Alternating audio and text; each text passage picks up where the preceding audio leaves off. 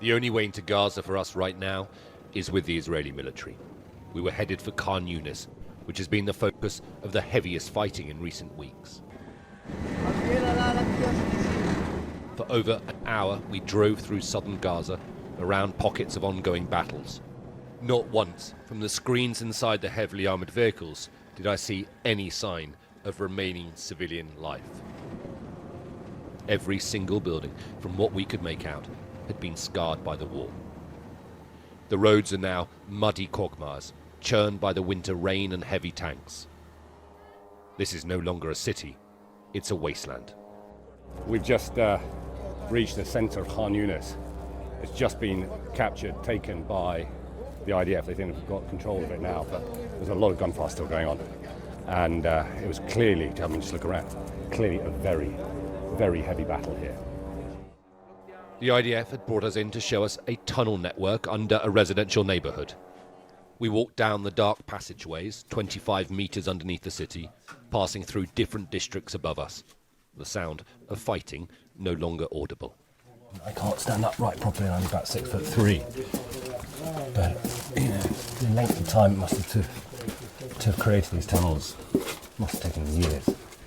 The Israeli military told us that they believe Hamas leaders had been hiding down here, including Yahya Sinwar. It's certainly possible, but we saw no evidence of that for ourselves. What we did see was a prison cell. The RDF say they've been able to match DNA found down here to 3 of the released hostages. They think 12 in total were held here.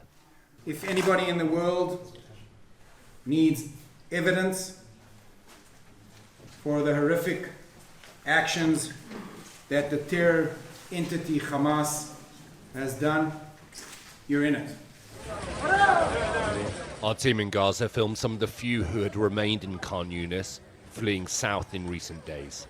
They're holding up their green Palestinian identity cards, hoping to be let through a temporary checkpoint made by Israeli tanks at the bottom of this street. It is a constant, desperate search for safety. The Palestinian people here have paid and are paying an almighty price for this. They are. So am I. I paid a price. They would look at it and think, you're also fighting us. You're ruining our lives, you're destroying our houses. There's nothing for us to come back to. Can you understand how that might be a prevailing opinion? I do. And I think that they should turn their rage towards Hamas. But they'll probably turn their rage towards you as well. And cement, maybe. And that creates a problem. Maybe they will. Maybe they will. At the end of the day, it's war up the top. It's war down here.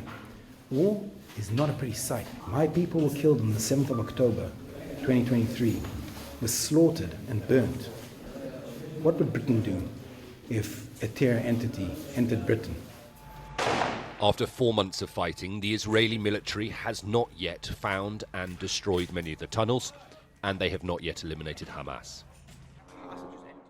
They cannot then claim victory yet, and they might be running out of time.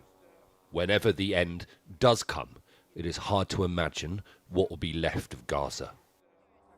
Because this is what vengeance looks like. Alistair Bunkall, Sky News, in Khan Younis.